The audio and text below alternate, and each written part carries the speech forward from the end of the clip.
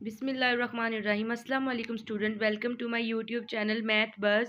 Student, हम इसमें Oxford new countdown third edition class 6 का मैथ कर रहे हैं, जिसमें हम चैप्टर नंबर 1 पे हैं, इंट्रोडक्शन टू सेट्स। और आज हमने इसकी एक्सरसाइज 1B करनी है। ठीक है, 1B में हम जिन चीज़ों के बारे में डिस्कस करेंगे उनको पहले पढ़ लेते हैं। हम इनमें सेट की नोटेशन के बारे में पढ़ेंगे। सेट की नोटेशंस होती हैं, 3 नोटेशंस होती हैं, 3 डिफरेंट फॉर्म्स। ठीक है, ये 3 डिफरेंट फॉर्म्स होती हैं। पहली है डिस्क्रिप्टिव नोटेशन।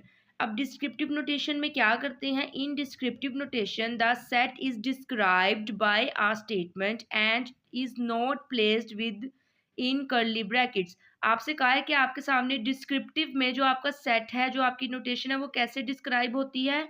स्टेटमेंट में। स्टेटमेंट जैसे ये लिखी हुई ना, set of vowels in English alphabet, ये एक स्टेटमेंट लिखी हुई है। तो इस तरह स्टेटमेंट में होता है। और ये जो स्टेटमेंट है ये फिर कर्ली ब्रैकेट्स के अंदर नहीं लिखी हुई होती है, सिंपल ऐसे ही लिखी होती है। ये इसकी फर्स्ट फॉर्म होगी डिस्क्रिप्टिव नोटेशन।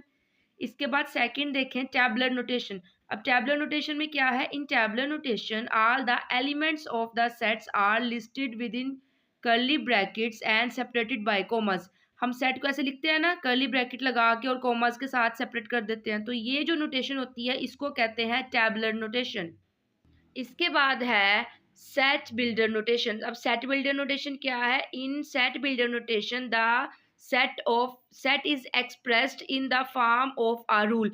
यहाँ पर एक रूल होता है जिसके अकॉर्डिंग सेट को डिस्क्राइब किया जाता है। और वो रूल क्या है कि जब भी आपके सामने सेट लिखा हुआ होगा तो वो इस तरह स्टार्ट होगा, एक्स, और ये जो लाइन लगी हुई होती है इस लाइन को कहते हैं सच दैट।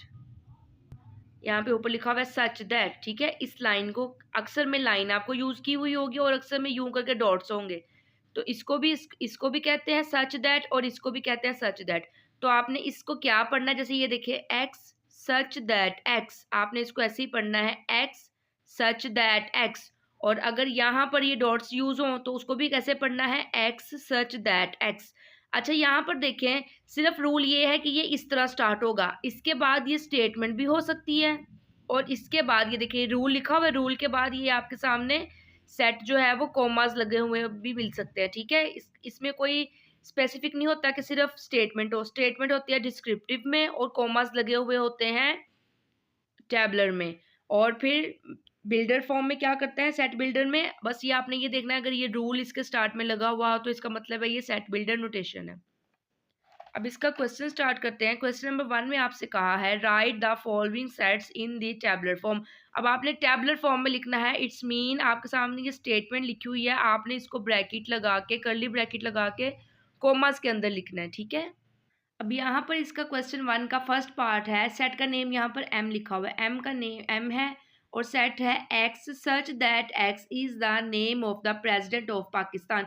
अब आपको कहा है कि प्रेसिडेंट ऑफ पाकिस्तान के नेम लिखे। अच्छा, आपको यहाँ पे काउंटिंग नहीं बताई हुई, 3 लिखने हैं, 4 लिखने हैं, 5 लिखने हैं। अगर आपको अब तक 2014 तक और फर्स्ट वाले से लेकर अब तक सबके नेम पता है तो आप सब लिख दो। अगर कुछ के आते हैं तो आप नेम कुछ लिख सकते हो। ठीक है, अब आपने इसका आंसर कैसे लिखना है? टैबुलर फॉर्म में हमने इनको कॉमास में लिखना होता है। सेट का नेम वही रहने देना जो आपको ऑलरेडी लिखा हुआ है। अगर ना हो ना तो फिर हम कुछ भी लिख सकते हैं, लेकिन अगर दिया हुआ हो तो वही रहने देना है। अब इसके अंदर ब्रैकेट बना के अब आपने इनके प्रेसिडेंट ऑफ पाकिस्तान के नेम लिखने हैं। इसमें है अयूब खान है, एक नेम हो गया, यहाँ पे कोमल लगा देना है। जनरल ज़ियाउल हक है, जनरल के पूरे स्पेलिंग लिखने हैं, पूरे लिख देगा, शॉर्ट लिखने हैं तो शॉर्ट जनरल। फिर इसके बाद ज़िया उल हक कोमा, ये 2 नेम हो गए। इसके बाद परवेज़ मुशर्रफ,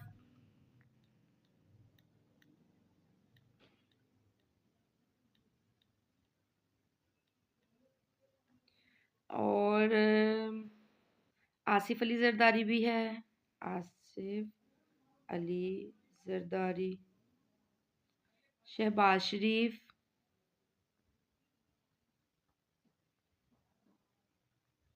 इमरान खान भी रह चुके हैं।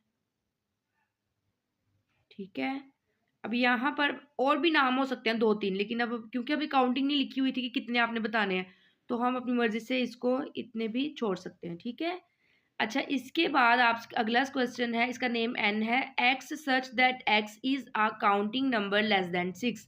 आपसे कहा कि काउंटिंग नंबर लिखे हैं लेकिन वो <6 होनी चाहिए।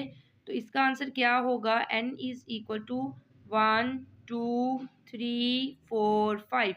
5 से छोटे काउंटिंग नंबर, 6 से छोटे काउंटिंग नंबर ये लिख दिए, ठीक है। इसके बाद अगला सेट ए नेम है और ये लिखा हुआ है Y such that Y is a multiple of 3। 3 का मल्टीपल का मतलब 3 का टेबल लिखना है। अच्छा, आपको काउंटिंग नहीं बताई कहाँ तक लिखना है, 10 तक लिखना है, 5 तक लिखना है। तो जब ऐसे हो ना कि काउंटिंग ना बताई हुई हो तो फिर आपने क्या करना होता है, 3 1 ज़ा 3, 3 2 ज़ा 6, 3 3 ज़ा 9, 3 4 ज़ा 12 और फिर इसके आगे डॉट्स लगा दें। ठीक है, इसका मतलब है कि ये 3 का टेबल ही चल रहा है, क्योंकि उसने आपको लिमिट नहीं बताई तो आपने भी लिमिट नहीं रखी, आप इसको कंटिन्यू फॉर्म में छोड़ सकते हो। इसके बाद अगला सेट है बी, इसका नेम है N such that N is an even number <10। 10 से छोटे इवन नंबर अब आपने लिखना है, इसका नाम बी इज इक्वल टू कौन कौन से हैं, 2 4 6 8 और ये 10 से छोटे सारे इवन नंबर है। अब यहाँ पर डिविजिबल बाय 3 जो थे, 3 का टेबल लिख दिया, 3 6 9 12 15 और 18। और हमने 20 से छोटे लिखने हैं, इस 18 के बाद 21 है वो तो बड़ा होगा 20 से, तो 20 से लेस देन ही लिखने हैं। अब आपने यहाँ पे प्लेनेट नेम लिखने हैं और आपको पता है कि अब प्लूटो निकल चुका हुआ है तो सिर्फ 8 प्लेनेट नेम है, तो आपने 8 के 8 ही लिखने हैं। मरकरी,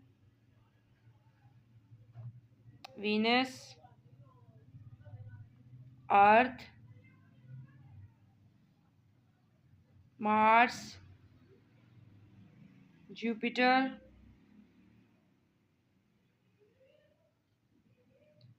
और है स्टेरन,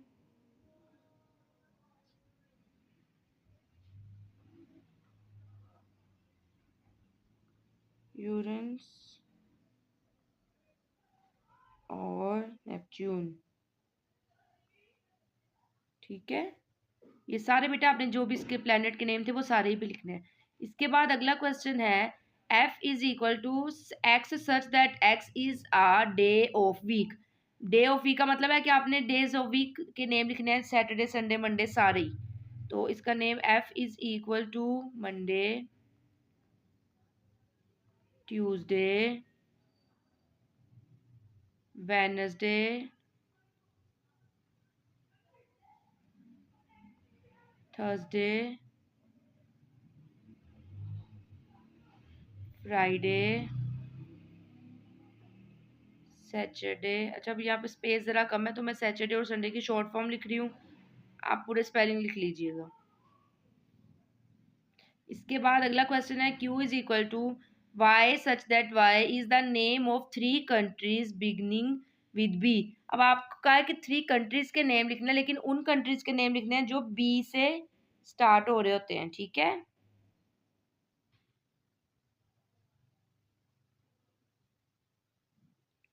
इसका नेम है Q is equal to, country है बहरीन, भी बी से स्टार्ट होता है, तो ये बी है। बांग्लादेश भी,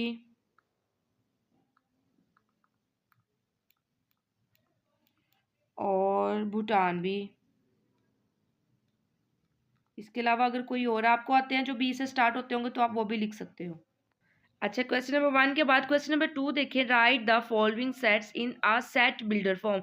अब आपने इसको सेट बिल्डर फॉर्म में लिखना है, इट्स मीन आपने इसको इसके रूल के साथ ही स्टार्ट करना है। बाकी क्वेश्चन में ये क्या लिखा हुआ है तो आपने उसके सब, जैसे ये अल्फ़ाबेट्स लिखे हुए हैं, ये 2 का टेबल है, ये इवन नंबर्स हैं, अब आपने ये भी बताना है और इसको इसके रूल अब आपको पता चल गया है कि एक्स सच दैट एक्स या Y such that Y and such that. Alphabet आप कोई भी यूज़ कर सकते हैं लेकिन दरमियान में आपने सच दैट का सिंबल ज़रूर यूज़ करना है।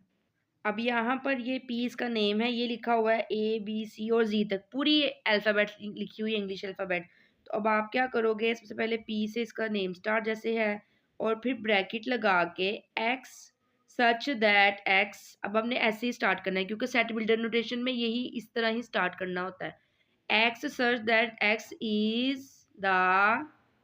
अब ये क्या है, लेटर ऑफ इंग्लिश अल्फ़ाबेट,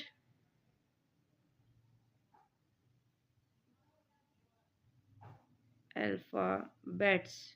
ये इसका आंसर आ गया।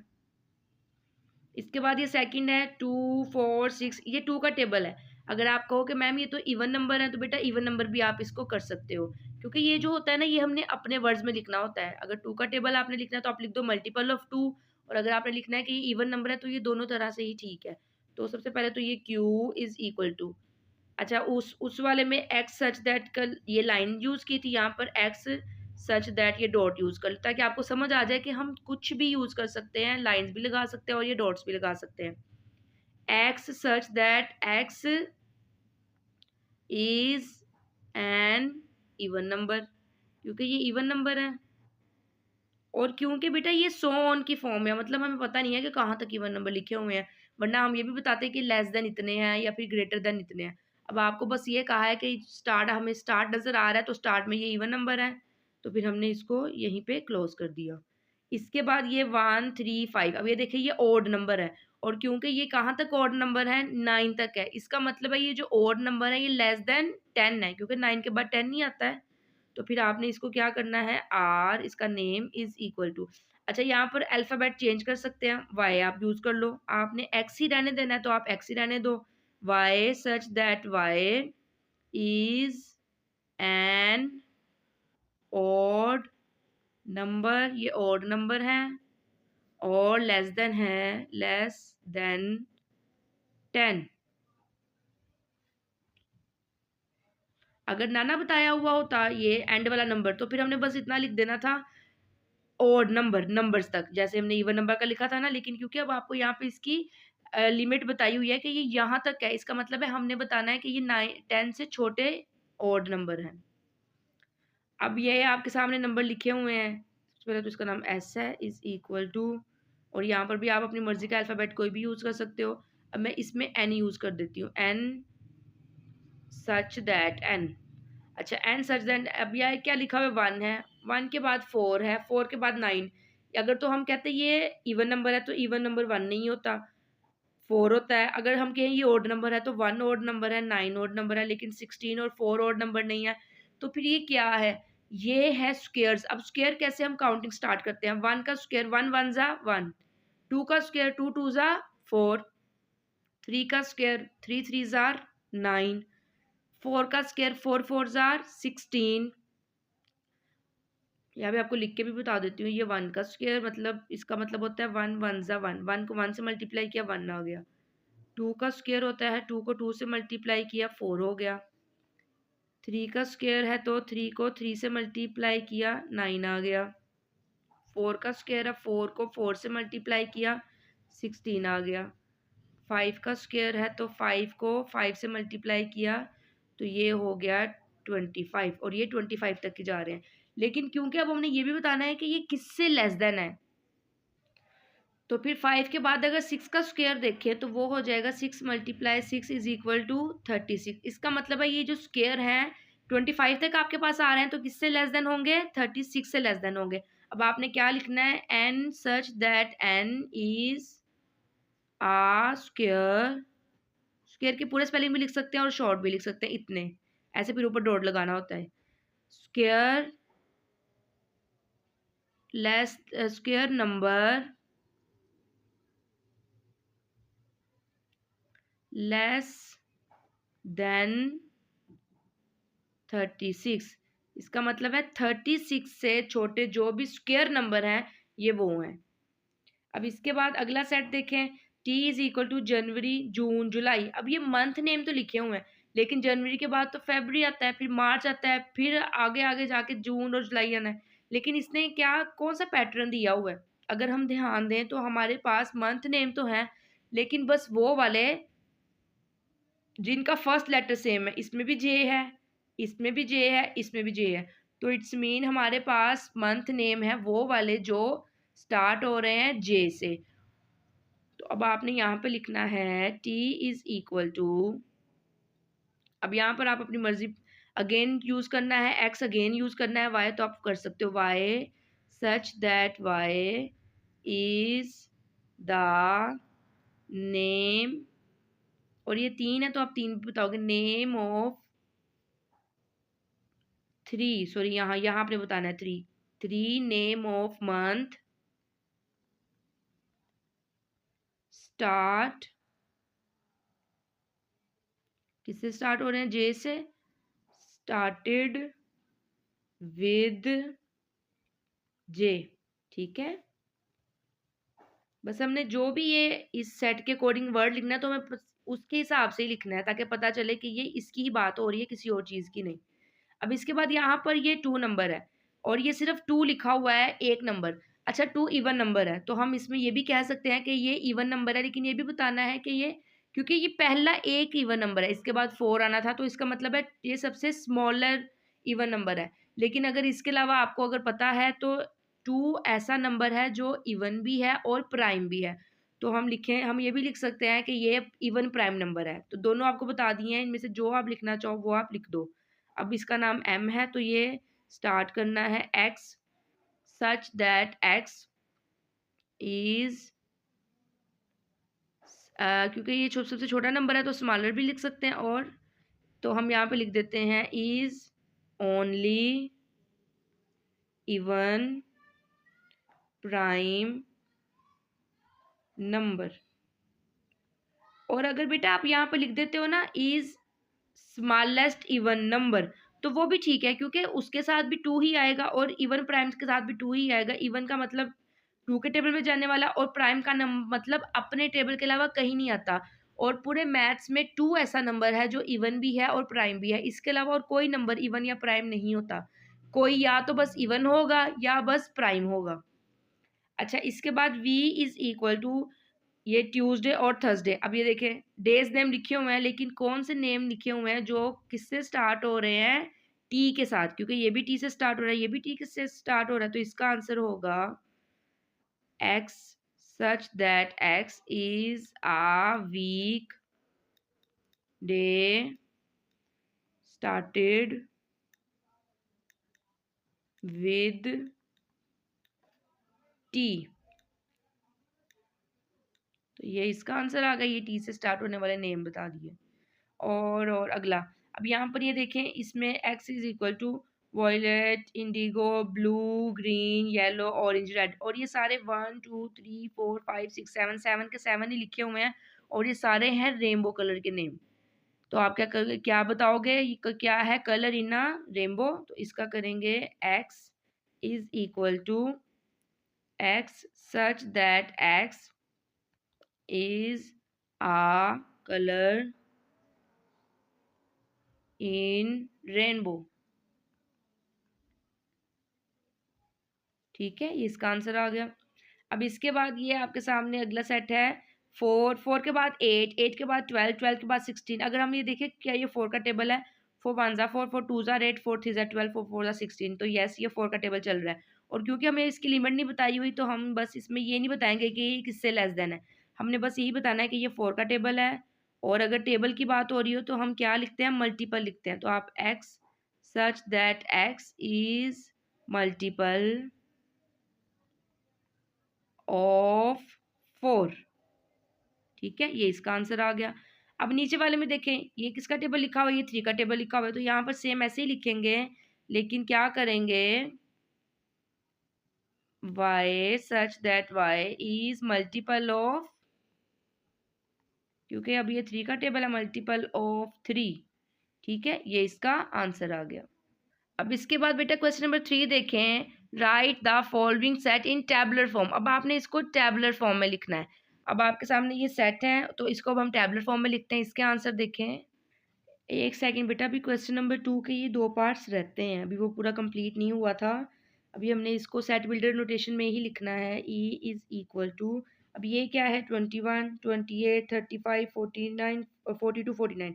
अच्छा, ये देखिए 21 28 21, ये 7 का टेबल लिखा हुआ है, लेकिन अगर आप देखिए तो 7 से स्टार्ट नहीं हो रहा, क्योंकि 7 के बाद तो 14 आना था। तो ये 21 है और 49 है, तो इसका मतलब है कि किसी नंबर से स्टार्ट हो रहा है और किसी पे फिनिश हो रहा है। तो अब हमने इसको अपने वर्ड्स में बताना है कि ये 7 का टेबल है, लेकिन बिटवीन 21 से पहले 20 आता है, 20 से लेकर 49 के बाद 50 आता है। तो 7 के मल्टीपल्स हैं कहाँ से? 20 और 50 के बिटवीन। तो आप लिखोगे x such that x is multiple of 7 between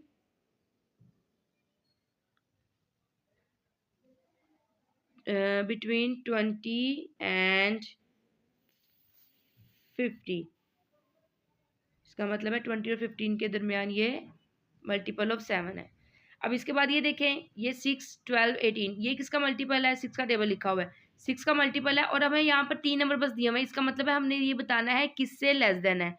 तो 18 तक हमें दिया हुआ है इन्होंने, तो हम यहाँ पर लिख देंगे n is equal to x such that x is multiple of 6 less than 18 के बाद 19 आएगा, तो 19 से लेस देन ये आपके सामने मल्टीपल ऑफ 6 आ गए। ठीक है, अब क्वेश्चन नंबर 3 हम रीड कर चुके थे, अब हमने उसके आंसर लिखने हैं। सबसे पहला क्वेश्चन है set of a day in a week.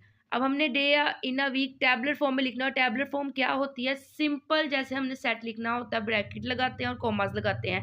ये सच दैट वाला पोर्शन नहीं बनाना, क्योंकि ये हमने सेट बिल्डर नोटेशन में बनाना था, टैबुलर में नहीं बनाना। तो आपसे क्या कहा है? Days in a week. तो और इनमें सेट के नेम भी नहीं दिए हुए, तो फिर हमसे कहा भी नहीं हुआ सवाल में कि आप नेम दें, तो फिर हम क्या करेंगे? हम ऐसे ही स्टार्ट कर देंगे। अब यहाँ पर Monday, Tuesday, Wednesday, Thursday, Friday, Saturday और संडे, ये हमने इसके डेज नेम लिख दिए। अगले वाले क्वेश्चन में कहा है set of 1 digit natural number.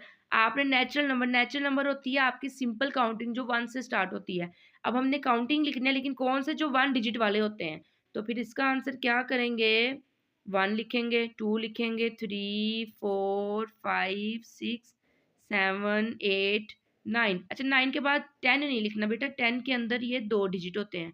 तो आपसे कहा है कि सिर्फ आपने 1 डिजिट वाले लिखने हैं, तो 1 डिजिट वाले 9 तक आ रहे हैं, तो ये इसका आंसर आ गया। अब इसके बाद आपसे कहा है कि सेट ऑफ इवन नंबर। अब आपने इवन नंबर लिखने हैं बिटवीन 12 एंड 21। 12 और 21 के दरमियान में जो आ रहे हैं ना इवन नंबर, इसका मतलब है 12 के बाद वाला इवन नंबर आपने स्टार्ट करना है। 12 के बाद इवन नंबर आता है 14, 16, 18, 20, और 20 के बाद 22 आएगा, लेकिन आपसे कहा है कि आपने 21 तक ही बस लिखने हैं, तो 20 तक ही हमारा ये कंप्लीट हो जाएगा। ठीक है, इसके बाद set of odd number between 10 and 20। अब आपने ओड नंबर लिखने हैं, कौन से? 10 से 20 के जो दरमियान में आ रहे हैं। तो 10 के बाद ओड नंबर क्या आ रहा है? 11, 13, 15, 17, 19। इसके बाद 21 आना था, वो तो 20 से बड़ा हो जाएगा, तो ये आपका आंसर आ गया। अब आपको नेक्स्ट क्वेश्चन में कहा है कि सेट ऑफ फर्स्ट 5 प्लैनेट। आपसे कहा है कि आपने प्लैनेट के नेम तो लिखने हैं, लेकिन फर्स्ट 5 के। इससे पहले वाले क्वेश्चन में हमें सिर्फ प्लैनेट नेम लिखने को कहा था, तो हमने सारे ही लिखे थे। अब आपको इसमें 5 लिखने को कहा है, तो आपने इसमें 5 ही लिखने हैं। ठीक है, मरकरी, वीनस, अर्थ, मार्स, 1, 2, 3, 4, 5वां जुपिटर लिख देते हैं। ठीक है, ये इसका आंसर आ गया। इसके बाद आपसे कहा है कि सेट ऑफ 2 डिजिट नंबर। अब आपने 2 डिजिट नंबर लिखने हैं, और आपको ये नहीं बताया कहाँ तक जाना है, लेकिन हमें पता है कि 2 डिजिट कहाँ से शुरू होते हैं और कहाँ से खत्म होते हैं। अच्छा, यहाँ पर हमने 1 डिजिट जब लिखे थे तो सिर्फ 9 तक लिखे थे, और मैंने आपको बताया था इसके बाद जो 10 है वो 2 डिजिट हो जाएगा। तो इसका मतलब है कि 2 डिजिट्स कहाँ से स्टार्ट होंगे? 10 से, और 10 के बाद 11, 12, 13, 14, फिर ऐसी काउंटिंग चलती जाएगी, 20, फिर 30, 40, 50, 60, 70। अच्छा, 99 तक आपके जो है ना वो 2 डिजिट्स चलते हैं, क्योंकि 99 के बाद 100 आता है, और 100 में 3 डिजिट होते हैं। तो फिर हमने क्या करना है? अब हमने इसके अंदर डॉट्स लगाने हैं कि काउंटिंग अब सारे तो नहीं लिख सकते ना 100 तक, इसके दरमियान 99 तक, तो हमने डॉट्स लगा देना। डॉट का मतलब यही होता है कि अब 11 के बाद ये सिंपल काउंटिंग ही चल रही है। तो यहाँ पर अब आपने 99 लिखना है, और ये 2 डिजिट सेट है, 10 से स्टार्ट होते हैं और काउंटिंग पूरी कंप्लीट होकर 99 तक कंप्लीट हो जाते हैं। ठीक है, इसके साथ ही बेटा आपकी एक्सरसाइज कंप्लीट हो गई है। वीडियो को पूरा देखा करें, अपने दोस्तों के साथ भी इसको शेयर करें। चैनल पे न्यू है तो चैनल को सब्सक्राइब कर दें। अपनी दुआओं में याद रखिएगा। अल्लाह आपका हामी नासिर। अल्लाह हाफिज़।